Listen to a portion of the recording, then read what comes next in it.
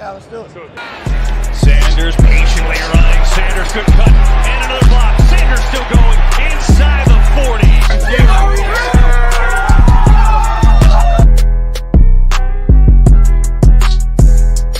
NFC East champs, divisional champs, NFC champs, and world champs.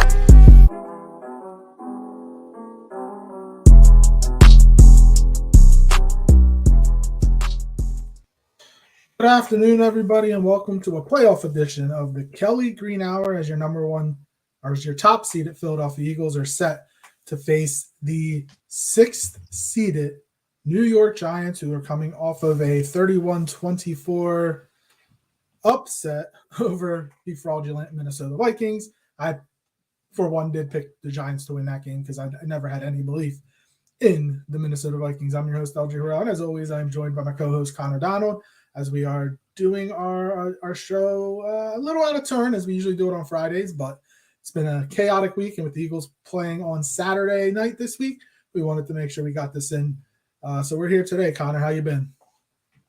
I'm good, man. That was a wild card weekend, I'll tell you that. But just like you said, we've been calling the Giants and the Vikings fraudulent all season. Mostly the Vikings more than the Giants, but yeah, that came as no surprise. The decision making by Kirk Cousins on that final play was probably going down as one of the biggest boneheaded decisions of the year. And there's a lot of clock management ones. We can talk about Brandon Staley playing players in meaningless games and injuring them, and probably being one of the biggest causes for them not being able to beat the Jaguars. Like, it was a wild weekend, though. There was a lot of good football. Even the Seahawks gave it a go for one half, even though they then got demolished the rest of the way.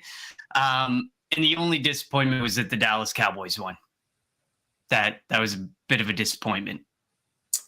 Yeah, of course it was. We don't want to see them playing, but the road to an Eagles-Dallas NFC Championship game, which I don't know if the world can handle, is still it's still set up for potentially happening this week. Even though as a spoiler alert, I don't see Dallas beating San Francisco in San Francisco. As always, but before we get started, as always, follow us on Twitter at Kelly Green Hour.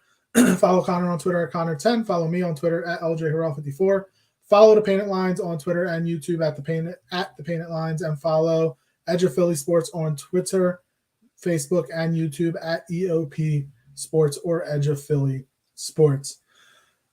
So quickly, we want to dive into the weekend's game. You kind of touched base on it. The biggest, I think, play in that San Francisco-Seattle game was the ineligible man downfield. That changed the complexion of the game. If they don't call that play, I think the Niners had a 1st and goal and are going in to score, because I think a play or two later, Geno Smith fumbles, the Niners, take the ball, go down the field and score, and change the entire complexion of that game. Or we could be talking differently today and we could be talking about the Seahawks today instead of the Giants if that play never happened. Yeah, I mean, that play was definitely huge. It was definitely the turning point of the entire game. And I get it. People hate the rule and the fixation that the NFL has on the rule this year. But I mean, he was more than a yard downfield, although I'm starting to think a yard is maybe there should be some flexibility on that, because the way that offenses play now, 1 yard and you can't move until the ball's going is really hard for some of these offenses to make that happen. It's frustrating, and we would know best because the Eagles got called for a bunch of them. Yeah, as an Eagles fan, I hate that penalty, and it has zero impact on the game, on the play for the most part. I find it, if it's egregious, like they're upfield and they took somebody out well before the ball got anywhere near there, I get it. But like, some of these aren't even egregious. Some, it's just a guy taking that extra literally that 1 foot step ahead, and then the flag goes. There's so much more the refs in the NFL need to focus and start getting right, that penalty just seems like something that they're fixating on and missing other things because of it.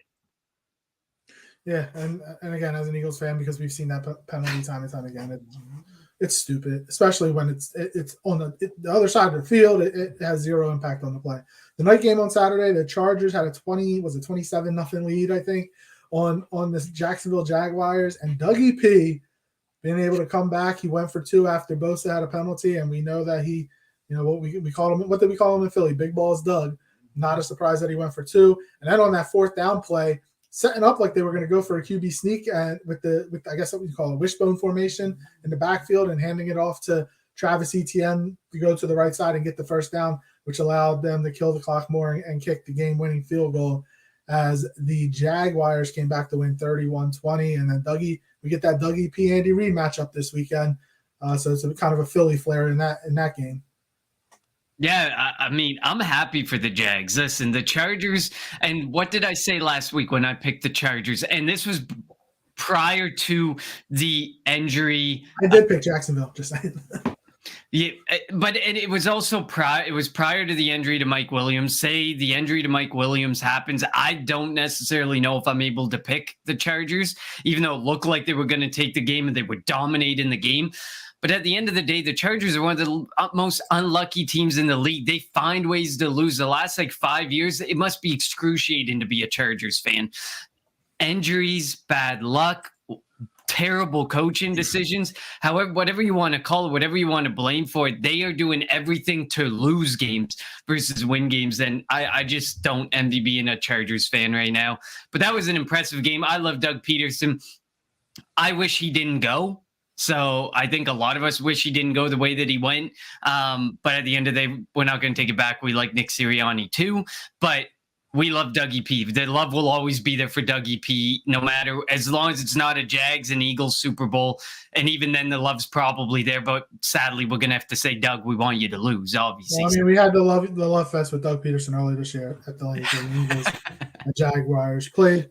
Also, Trevor Lawrence, what did he have? 4 first quarter interceptions or something like that. Yeah, it was crazy, but he had a good second half. So, got to give the Jaguars a lot of credit. On the Sunday, the Bills defeated the Dolphins 34-31, and the Dolphins deserve a lot of credit playing with Skylar Thompson. And you knew that the Bills were going to play tough with the whole DeMar Hamlin thing and with the home game, but got to give a lot of credit to Miami. And if Miami has Tua, they probably win that game. And we're and they're moving on to the divisional round, but the Bills were able to come away with the victory.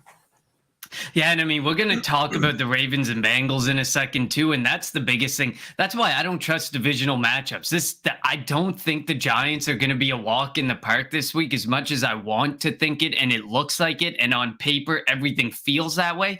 I just cannot get behind that it's going to be that way, and I can't predict this blowout victory for the Eagles because look at the divisional matchups this weekend. The Buffalo Bills against a third-string quarterback, it ended up 34-31. The Bengals and Ravens, the Ravens have looked so abysmal. I even said it during our prediction show. They've looked so bad limping into the playoffs, and the Bengals were barely able to get by them. So, and I know the Bengals got beat up with some injuries, but that is still a high-powered offense despite some offensive line injuries that happened. But the Bills and Dolphins was definitely a really close game, closer than I thought, and just all the more reasons tells me why I hate getting into a divisional matchup in the playoffs. Yeah, definitely, and especially when we talk the Eagles Giants, we'll definitely get into that. The second game on Sunday, the Giants, as we talked about, defeating the Minnesota Vikings 31-24. Daniel Jones, he first quarterback in NFL history with 300 plus passing yards, 70 plus rushing yards, and 2 touchdowns, I think, or something like that. I forget what the exact stat is, but I guess he deserves credit. Now, I still don't think he's a franchise-type quarterback, so the Giants are probably going to give him franchise-type money, and that's going to be bad for that franchise, and that's why they're the Giants. But he got the job done, and taking that team that doesn't have much talent into the second round and into Philly, he deserves credit, I guess. And Brian Daboll definitely deserves credit. He's a good coach. I was going to say Brian Daboll probably deserves the most credit because he's working with what he got or what he has, which is a mediocre offense. And at the end of the day, Daniel Jones beat up on the 31st ranked defense in the league. You better be able to beat up on that defense. That defense is terrible. And one of my biggest things about this game and why I wanted to call it an upset is because I believe defense wins championships, but not in regard to don't let the other team score any points. I speak in regard to when you need a stop, what defense can you trust to make that stop? I don't trust the Vikings to make any type of stop or have any formidable stand on defense. And they proved 100% accurate this past week with what they did there. And I talked about it with Kendrick's comment about, well, our offense is scoring more points than the other team's offense, so that's all that matters. Take some accountability. Look in at yourself. Your offense is garbage, terrible. And their defense is worse. Defense is worse. Yeah, defense is just so bad. And when I was talking to a Vikings fan, that's the exact reasoning I used. And they said, well, we're missing some players in the secondary. I get it. They are missing one of their better safeties. They are missing their nickel cornerback and their top cornerback. I get it. I still don't know if I'm particularly sold that they would be that much better with those guys in the lineup. It's just an overall mediocre team, and they're already talking about keeping Kirk Cousins again. They're the definition of mediocrity. Like, them and the Steelers are just so content with year over year making the playoffs or having a winning record and busting from there. Yeah, they definitely do not want to win a championship if they're going to keep Kirk Cousins, but his agent, deserves to be in the Hall of Fame because he keeps getting all this money. The nightcapper on guaranteed money too. The nightcapper on Sunday night, the Bengals defeated the Ravens 24-17. The game-winning play was on, I don't remember the down, but Tyler Huntley tried to QB sneak it and put the ball out a little early, had knocked out, and Sam Hubbard took it 98 yards for a touchdown for Cincinnati. And they were able to come away with the 24-17 victory. And again, as you mentioned, this was another division game. And that's, I don't want to say cause of worry, but that brings concerns for the Eagles matchup with the Giants this week, which obviously we'll talk about in a little bit. But, again, the Bengals deserve a lot of credit for the way that they played that game without Lamar Jackson. And they might have to get used to it. I know that they might franchise him, but even if they franchise him, there's still a chance they could trade him. They gave Roquan Smith a big contract so that they would have the ability to franchise Lamar. But while the Ravens deserve credit, now we get that Bengals-Bills matchup that we unfortunately weren't able to see a couple weeks back on that Monday night, and this time it'll be in Buffalo. Yeah, I found the play calling for the Ravens kind of suspect altogether, like maybe not to the extreme J.K. Dobbins one with his comments about the coaching staff and stuff, but I found like that passing offense, that passing in altogether there is just terrible. Mark Andrews has fallen off a cliff because the passing game hasn't been the same. No, Demarcus Robinson's been able to show a little flash here and there like he did there against the Bengals, but there's no consistency. The injuries have beat them up pretty bad, and I think they have literally lost the battle to not give Lamar Jackson the farm. I think it was proven that Lamar Jackson is deserving of getting some good money.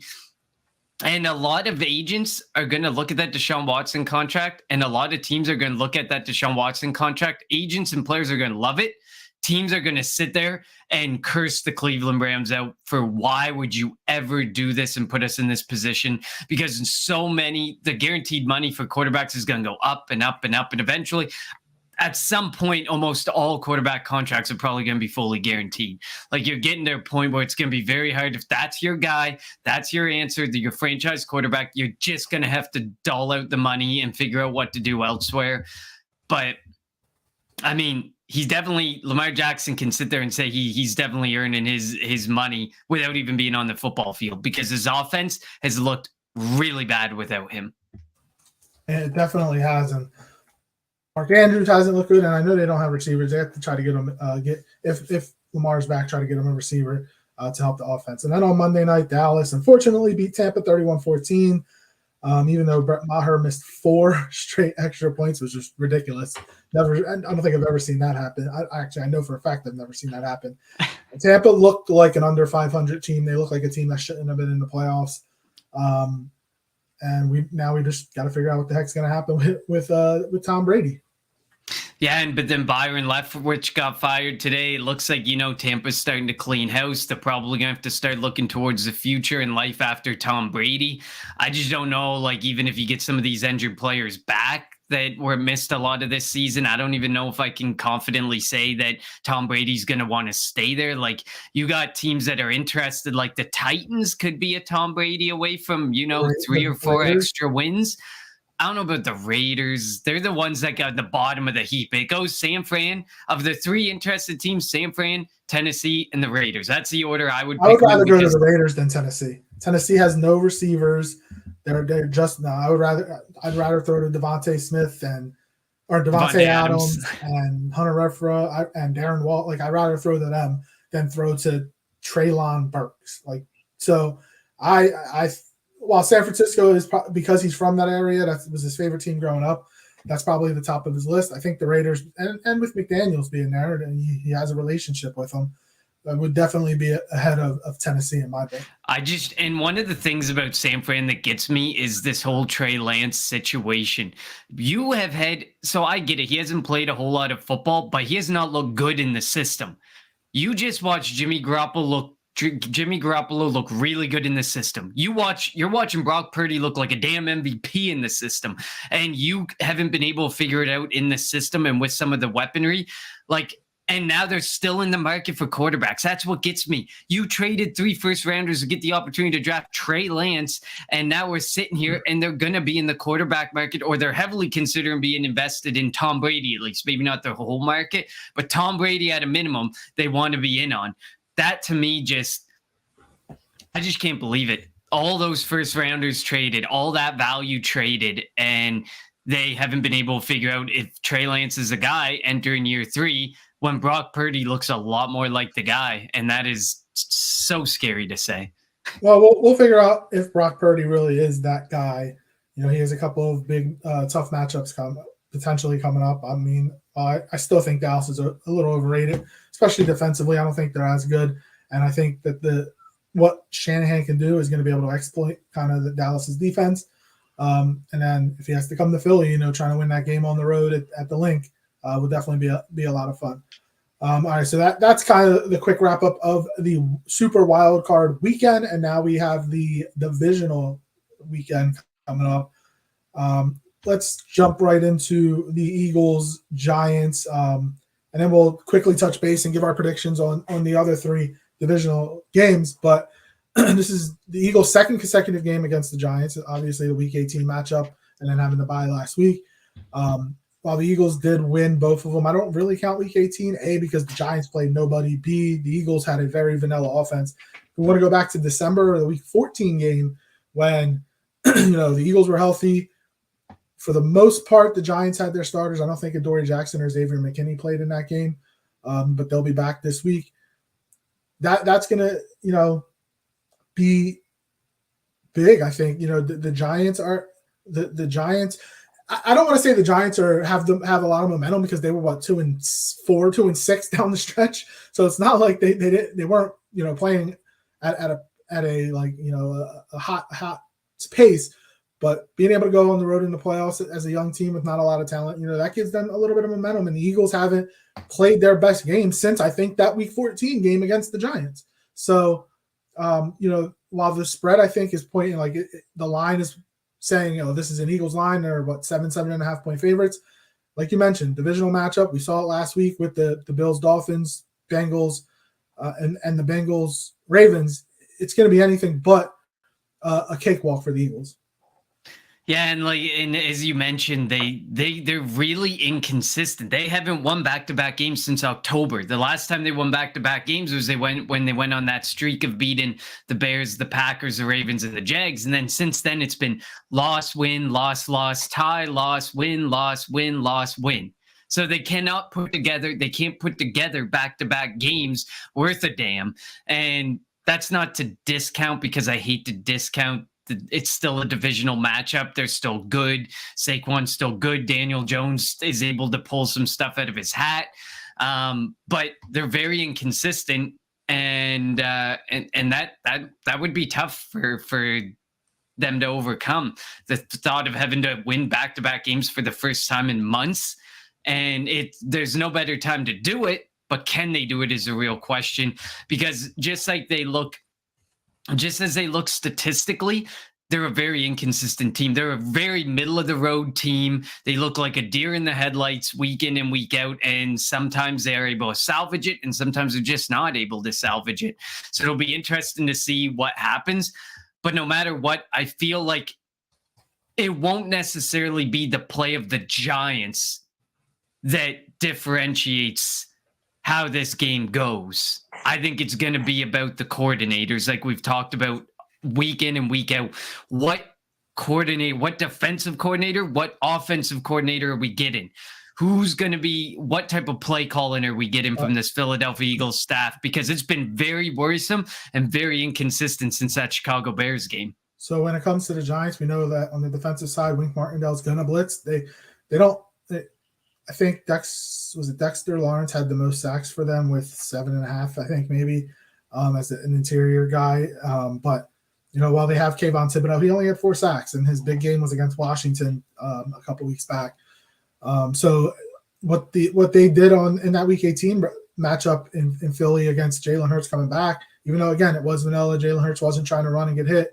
They brought the house, they blitzed, and if the Giants are going to do that, we need to have hot routes, and we need to have if the protection can hold up for like 2 seconds, throw the ball down the field to AJ Brown and Devontae Smith. They've both been outstanding receivers, obviously, for the Eagles. Both going over 1,000 yards, and Brown setting the franchise record in receiving yards. So the Eagles are going to have to take advantage of that. And we know offensively for the Giants with Mike Kafka and Brian Daboll, designing the game plan, they're going to try to, get Daniel Jones to the outside. He's had success running the ball against the Eagles.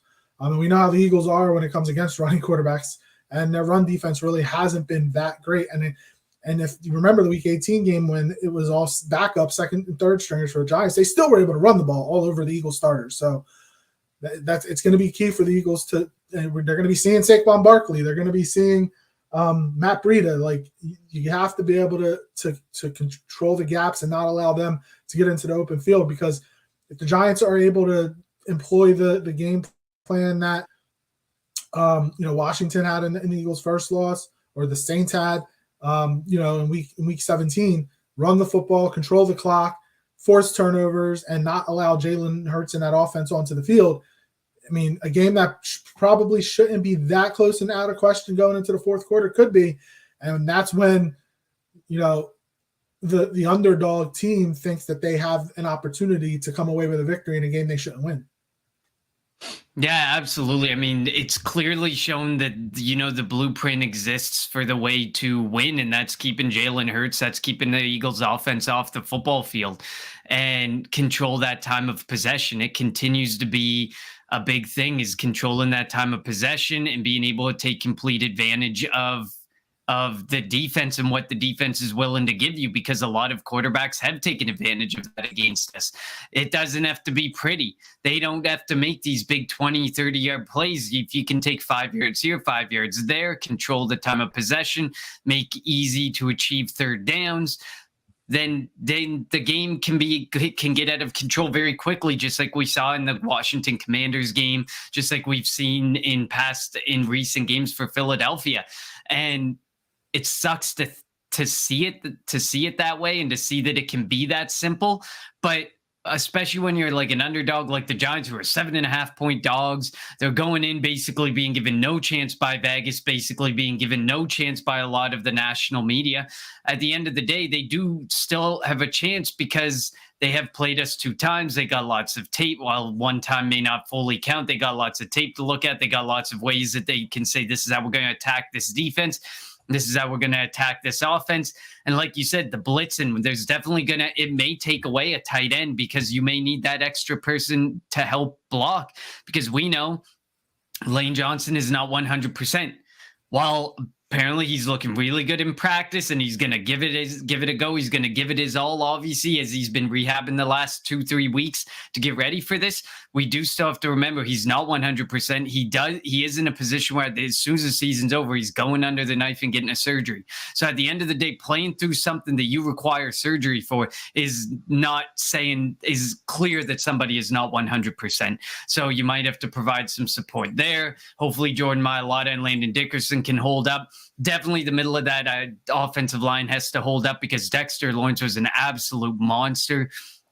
If you have the tackles and guards focused on blitzing, or extra bodies coming through, that might leave a guy like Jason Kelce all alone to take on Dexter Lawrence. And like Dexter Lawrence said, he knows how to manipulate the body. He's a small guy, but he knows how to manipulate the body and manipulate where you're going. So we know that he's really smart, but that doesn't mean can he hold up for an entire game against a guy like Dexter Lawrence? That would be interesting to see. And that's going to be an intriguing matchup because Dexter Lawrence, he's about to get some money, man. I would love to see him in Philadelphia, but obviously he's about to command a ton of money. If we can't afford to keep what we got on roster, we ain't affording Dexter Lawrence. But yeah, it's going to be. They do prioritize the defensive line, so if they can find a way to make money available for somebody like him if he wanted to come here. I'm pretty sure how he can figure it out. I'd let most of them walk, except for keep Gardner Johnson and then bring in Dexter Lawrence. I think that I'd be okay with that personally, but I mean we'll see. We'll have lots of time to talk about that at the end of the season. But yeah, and I think it's going to be also about establishing any sort of run game. The use of Miles Sanders has been still really suspect in recent weeks and since that Chicago Bears game where Jalen Hurts got hurt. So I'm really hoping that they start to use him. This is a New York Giants team that ranks 27th against the run. They give up almost 140 yards per game. There's no reason you can't establish a run, and it feels like we just have not been able to establish that run game whatsoever. I feel like we're a broken record saying it because I think we've said it almost every week since that Chicago Bears game. They cannot seem to figure out how to get Miles Sanders involved, heavily involved, and consistent. He has been in a knee brace, so hopefully the time off and not getting a lot of wear and tear over the last month of the season. Then give it to Scott, give it to Gainwell, give it to somebody. Like, you have to establish a run game because at the end of the day, they're going to bring the blitz a lot. If you don't try and bring some of the heat off of Jalen Hurts and that offensive line, it's going to be all day under pressure. The run game is Jalen Hurts, and when you have that, and you don't have them for 2 weeks, and then have the very vanilla game plan last week, and they came out and started the game throwing 9 consecutive passes.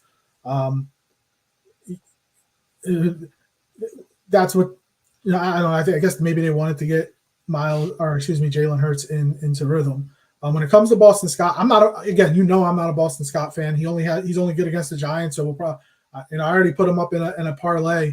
I was going to say anytime touchdown. Yeah, right, I already got an anytime touchdown parlay for Boston Scott for this weekend. But they don't have that. Let's put it this way: they don't have their running back of the future on the roster.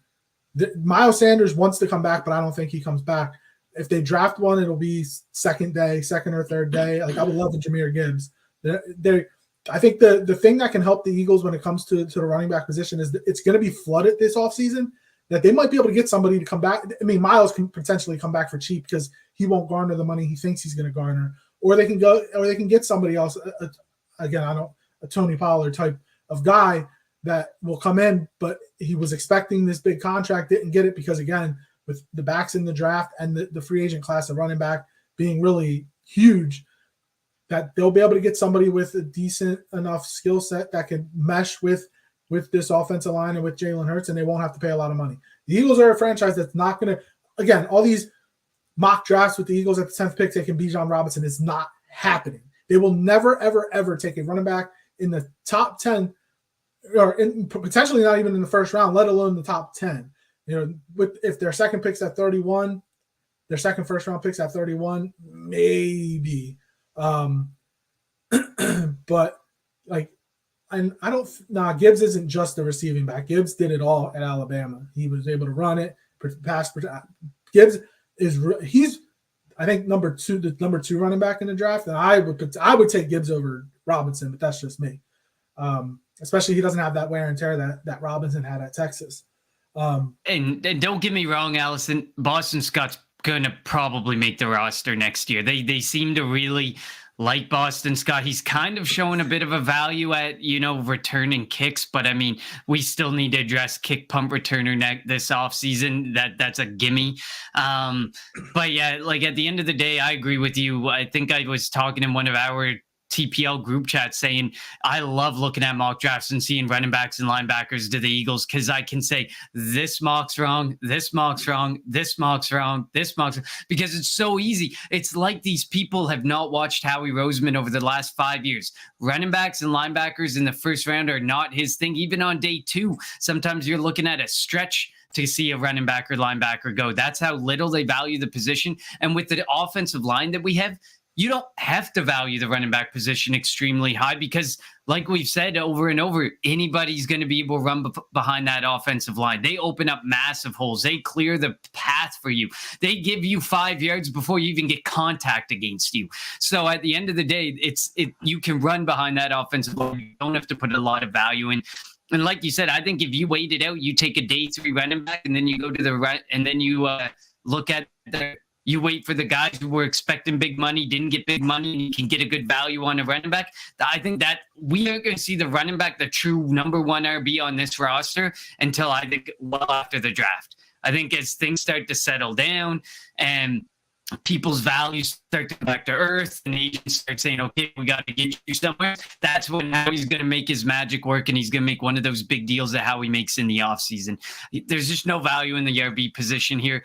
Bijan at 31 or whatever, okay, I can get behind it. It makes a little bit of sense. Bijan at 10 is absolutely absurd. I get it. There's no elite franchise altering talents. There's it's pretty top heavy again this year, but Bijan Robinson, it's still a running back. It's still an RB in a league that is valuing RBs less and less each year.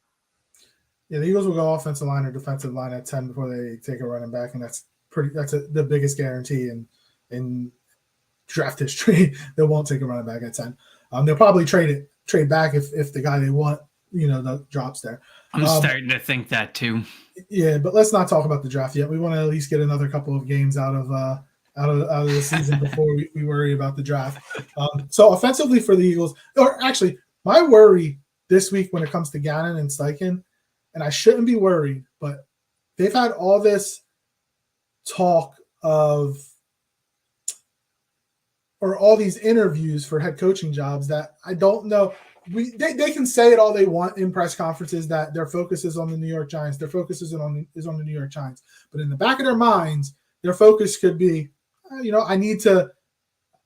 hope I put this game plan together to show that I would make a good head coaching candidate. So I am a tad bit worried about our coaching staff. And again, this doesn't all have anything to do with them becoming, with Steichen and Gannon becoming head coaching candidates, but the coaching staff hasn't been good the last month of the season. Since that Chicago game, coaching staff, they weren't good in that Chicago game.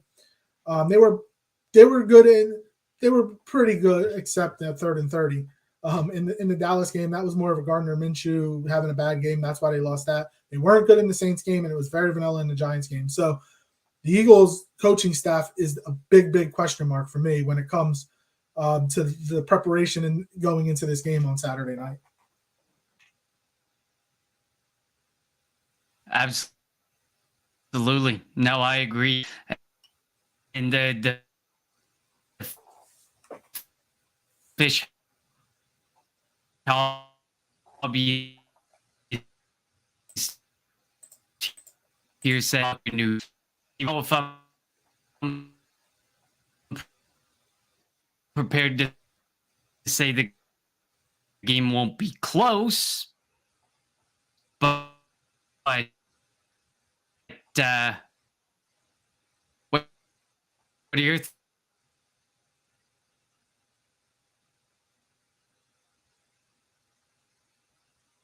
Not sure if you can hear me, Connor.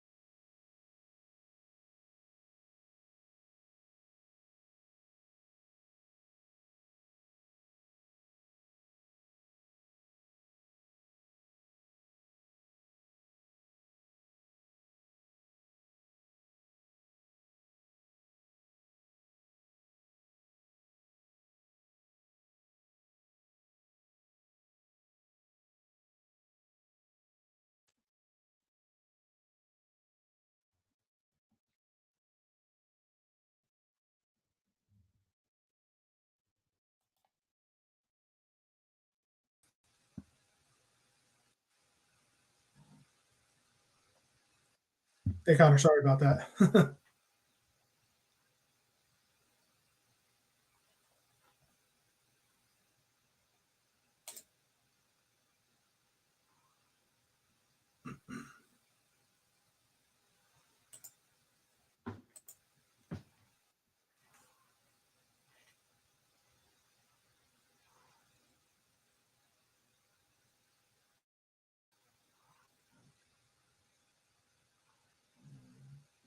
Sorry about the technical difficulties back here on the Kelly Green Hour, as we are talking about the Eagles and the Giants and some of the comments in the chat. Giants fans, and I know Connor brought it up, Giants fans are being cocky up here in New York. They will see what happens when they play a much better D than Minnesota has. Minnesota was horrible in D and almost still won that game. Won't be close. And I briefly, Connor, did hear you say that it is going to be close. It's not going to be a blowout. And you saw it in the Bills-Dolphins game, and we saw it in the Ravens-Bengals game, the division game. It won't be a blowout. Minnesota's D is very bad. And the Giants don't have that much talent. Look, if we're basing it off talent, the Eagles are a much more talented team than the New York Giants. But the game isn't played on paper. It isn't played on Madden. They actually play it on the field. And if you think about it, like, is Brian Daboll a better coach than Nick Sirianni? Like, Daboll's a really good coach. Wink Martindale's a really good defensive coordinator. I don't know about Mike Kafka as the offensive coordinator, because I think Daboll is the one that designs the plays. But we'll see. We'll see what happens. I don't think it's going to be a blowout. I think it's going to be close. We're going to be biting our nails in the fourth quarter. Allison says, like you said, the offense is built on the arms and legs of Jalen Hurts until he's healthy. We don't know how healthy. I mean, we presume he's going to be a lot healthier than he was 2 weeks ago. Will he be from the December 18th week 14 game in Jersey? Will he be that was the Eagles' best game of the year? Will he be that good, Connor? I would love to see him be that good. The Eagles put up points and won 48-22. So I don't know. Other than Adoree Jackson and Xavier McKinney, do the Giants have any DBs worthy? Julian Love is pretty good. Their strong safety.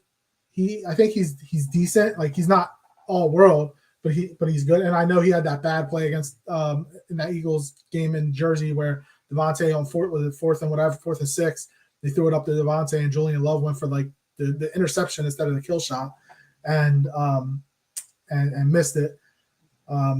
I don't know if Adoree Jackson is really all that good. Like, I don't see how their corners are going to be able to cover Devontae Smith and A.J. Brown. Also, we better not force the ball to Quez Watkins. This is a Dallas Goedert game. What did T.J. Hawkinson do against the Giants? Do against the Giants both games, both Minnesota New York games. Like, he had a field day both games. So Dallas Goedert, I don't know if Jalen Smith can't cover him. Micah McFadden, Landon Collins, I don't think they can cover Dallas Goedert, Connor. So Dallas Goedert should have a huge game. He better be incorporated into this offensive game plan. Absolutely. And I don't think there's any DBs really to worry about all that much. I mean, yeah, like you said, I like Julian Love. I think he's good. I don't think he's anything great, but he stands out on the field. Last week, Darnay Holmes made a few plays. They're guys who can make plays, but they're just really inconsistent. I just don't think there's anything to really worry about there. I mean, I don't They do deserve credit, though, because they took Justin Jefferson out the game last They week. did. Yeah, exactly. But like the Eagles' pair of receivers, group of receivers, I think is better than the group that Minnesota has. Justin Jefferson is better than like the best receiver, but when you put the groups together, I think the Eagles group is a lot better than that Minnesota group.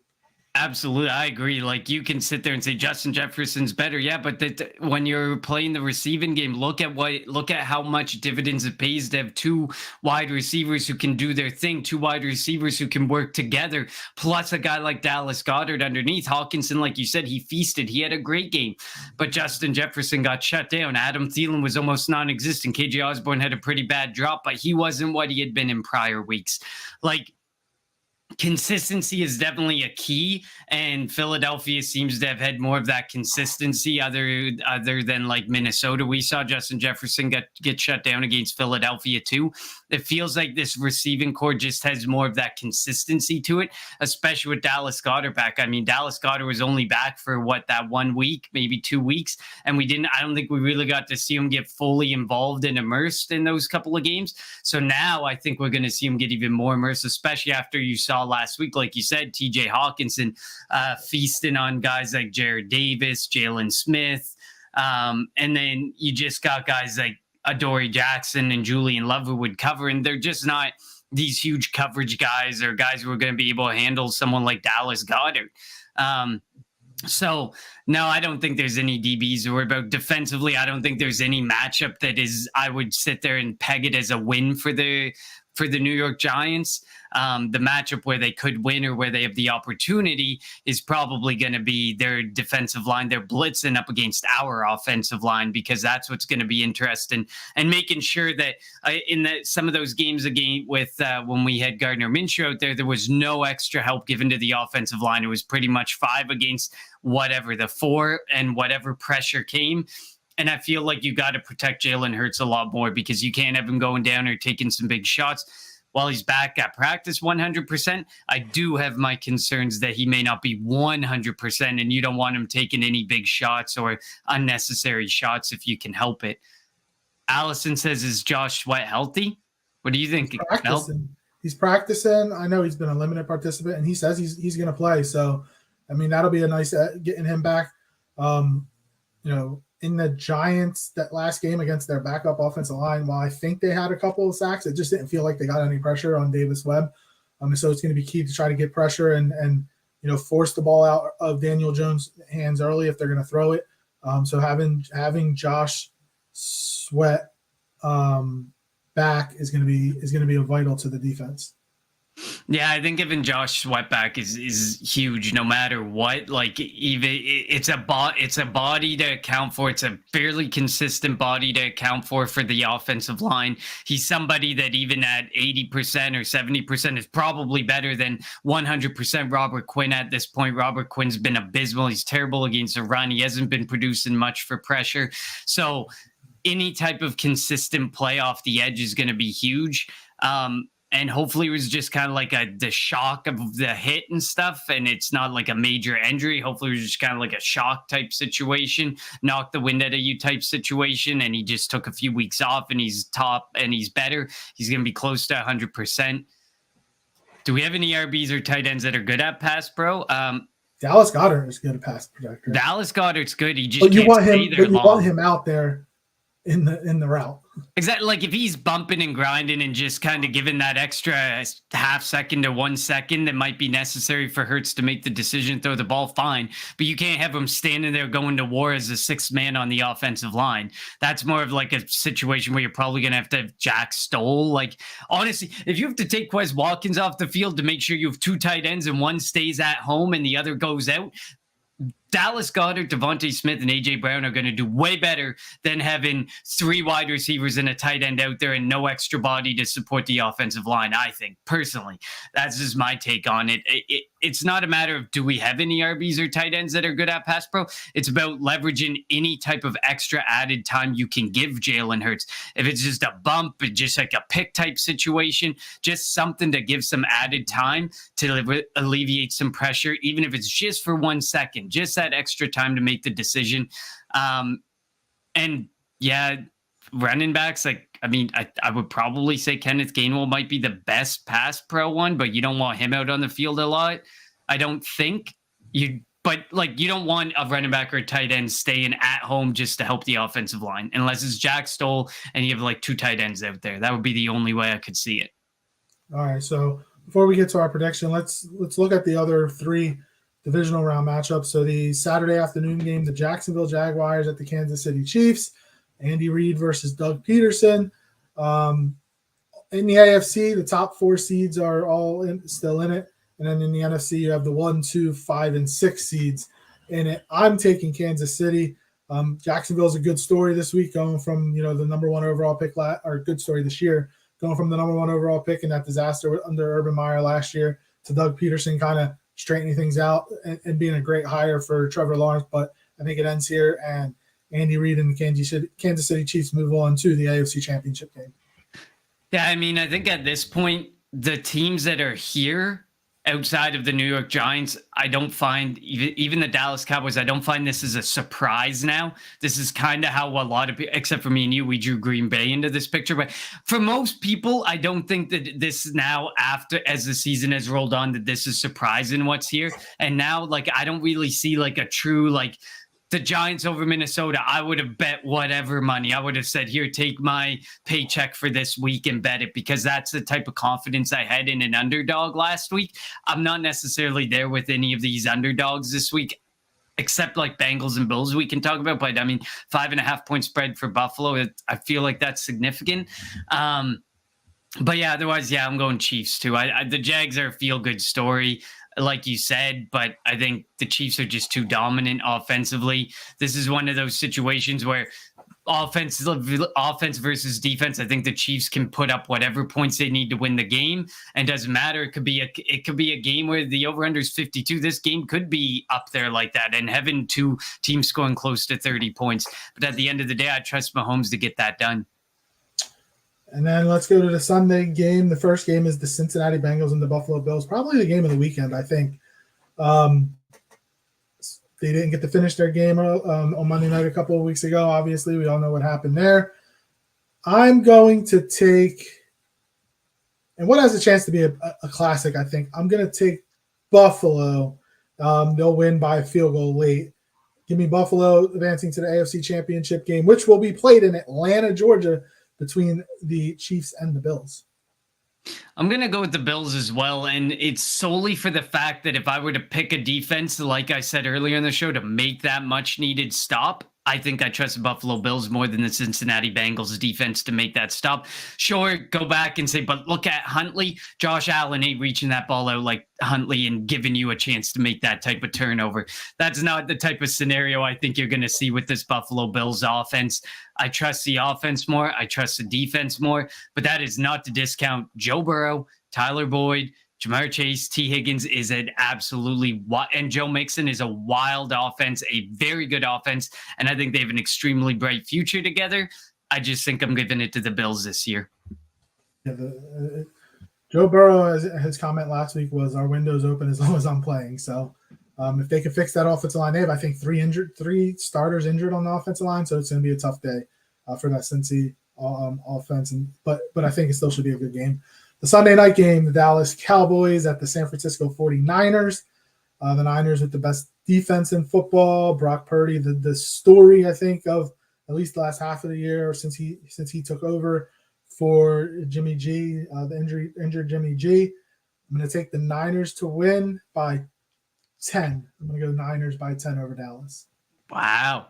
I don't know if I'm going to go 10, but there's a chance. Like, that 49ers defense is elite. That one definitely deserves to go in the Hall of Fame as like one of those defenses that you're going to look back and you're going to remember. They allow 16 points a game. Their yardage they're giving up, it's a bit like offenses cannot do very much. Like, I was shocked when Seattle started the way they did. And then once the second half started going, I was like, there it is. Like, that defense just isn't going to be held down for a full 4 quarters. That defense is going to, like, you got to put up points very, very fast and be able to pray your defense can hold up. I wouldn't trust, but the weaponry on the offense is just too good. Like, but a guy like Brock Purdy, he looks like a stud. Does he deserve to look like a stud? Maybe not.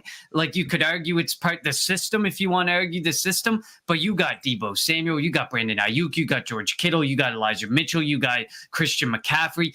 It's just, the weaponry is wild. It's crazy what he has to work with there. So I agree with you. I think it will be a touchdown. But I don't know about 10. I don't know if I go that far. But the Cowboys are going to have to bring like their best game of the year if they want to pull this upset out over the 49ers. I think Dak throws a pick 6. Last week he against a bad team. Is that part of your parlay? Boston Scott anytime touchdown, Dak Prescott anytime pick 6. I should add that to my. You're right. I should add that to my parlay, but no, it's not there. All right, and the game that we are here for, the Philadelphia Eagles and the New York Giants at the Link, Saturday night football in Philadelphia. The Eagles coming off of 2 weeks off because of the bye. The Giants had played Sunday. Your offensive player, defensive player to watch out for the Eagles, and your prediction.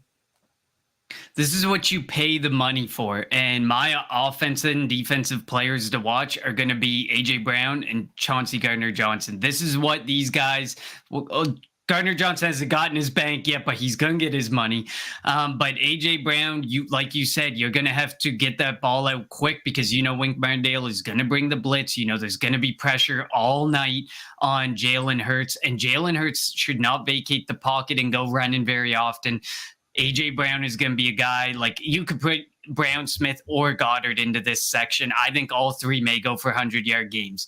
Like, you got to get that ball out very quickly, and you got to leave it to the legs of your receivers to make something happen, because you do not want to rely on the legs of Jalen Hurts. Jalen Hurts, you want to put it all on the line in the Super Bowl? Go ahead, but let's get there first. Healthy and with not putting anything on that shoulder again or taking unnecessary hits. So A.J. Brown, Chauncey Gardner-Johnson, he led the league tied technically. If he didn't get injured, I think he wins the interception title this year. But he's a guy, he's been making plays. He's a guy who's going to have to step up as a guy who's going to play down close to the line of scrimmage without Avonte Maddox. He's going to be a guy who's probably going to have to play back at the safety. He's going to be playing a lot of different roles. I think he's going to make some plays. I wouldn't be surprised to see, a pick, maybe a forced fumble, some big plays, some game-changing plays from Chauncey Gardner-Johnson. He's going to earn himself that contract through this playoffs. He's already earned it. He's going to add more on top of it through these playoffs. And prediction, if I was a betting man, I don't think I'd take the 7.5. I do not think Philly wins by 7.5. I think it's going to be a 6-point game here. I'm going 24 to 24 seems low for our offense to put up, but 27. Okay, I'll give us 3 extra. I'm going 27 to 21. I'm making a 6-point game. So offensively, I'm going Dallas Goedert. I mentioned how Hawkinson had a couple big games against the Giants, and I think we'll get the Dallas Goedert before his injury this week, and he should have a big game. And the offense is going to start looking like the offense we saw before that Chicago game when it was just clicking on all cylinders. Defensively, I'm going to go James Bradberry against this former team. I think while the receivers for the Giants aren't that good, Isaiah Hodgins has been pretty good. Darius Slayton has been all right. I don't want to say his name, but Kenny Golladay had a touchdown against Darius Slay in the Week 18 game. But I think Bradbury is going to have an interception this week, force a turnover somehow, and then it's going to be key for that entire secondary to help with tackling Saquon Barkley, because we don't want him running in the open field. So I think Bradbury is going to have a big game against this former team, and he's already made himself a lot of money, and he's just going to go out and prove that it wasn't a fluke throughout the regular season, and then he's just going to continue on with what he's been doing. So, absolutely. I definitely, that's something I agree with you. The tackling got better, then it got worse again, and then it's inconsistent. Finish your tackles, or at least, for the love of God, get a hold of the guy and wait for help to come. Do not let people get by you. Make those tackles, and if you're not certain you can make the tackle, don't be the heat-seeking missile Marcus Epps or Reed Blankenship. Wrap the guy up and wait for some help. Make good tackles. Take smart angles. Be smart. And when it comes to my prediction, I'm going to go 31-20, and I think it's going to be like a late score. It's going to be close going into the half, probably close going into or a one-score game going into the fourth quarter, and then I just think the Eagles will do Eagles things. If they have the ball, they'll run the clock, score a late touchdown, and then somebody will force a turnover late in the fourth quarter, and the Eagles will be able to kneel their way to the NFC Championship game, where they will host the San Francisco 49ers, even though there's that legit possibility that the Eagles and Dallas could be in the NFC Championship game in Philly. And if that happens, I don't know if the world is going to be able to handle that type of atmosphere at the link. So I'm going to go 31-20, Eagles win. And then we'll have chalk going into the championship games, 1 versus 2 in the AFC, 1 versus 2 in the NFC. Yeah, it seems boring, but I mean, at the end of the day, there was so much. Best teams. Yeah, at the end of the day, yeah, the 4 best teams. There was parity outside of like the top, let's call it 6. Like if you go outside of the top 6 teams, because the Bengals, Bills, like the Chiefs, like there was discussion with that. So once you go outside the top 6 teams, there was so much parity. Everybody was sitting at right near 500 or just below 500. It felt so good, but there was always 4 runaways with it, like you said. And these are the 4 teams that were expected to be the runaways. Maybe we didn't predict it at the beginning of the season like we thought, but as the season rolled on, this seemed to be the 4 that inevitably were going to be there. maybe there's a shocker pulled out here, but the only shocker would be, I think, would be Bengals over the Bills. And even then, I don't think that's a big shocker. That's the 5th team in line then. So then you look at the top 5 teams and it would have been the 5th team. So. All right. So Saturday night this week has been dragging on. Saturday night can't get here quick enough, but we are excited for the Philadelphia Eagles to kick off their playoffs this week at home at the Link, where Philadelphia fans will have 12 plus hours of drinking in their system for an 8-15 game. So that should be interesting. And if the Eagles don't win the game, I don't want to think about it, but if the Eagles don't win the game, there's going to be a lot of I don't know if you saw that. I'm sure you have. We are 13-1 with the head referee that we have. I think that's a meaningless stat. I do. It is a meaningless stat, but you have to. You never know. You never know. Maybe they give us a friendly push here or there. You never know. All right. Thanks for everybody that joined us here for our early preview of the Philadelphia Eagles and the New York Giants in the divisional round of the playoffs Saturday night at Lincoln Financial Field. Thank you for listening to the Kelly Green Hour. For Connor, I'm LJ. Go Birds. Fly, Eagles, fly. You want Philly? Yeah, let's do it. Sanders patiently running. Sanders good cut and another block. Sanders still going.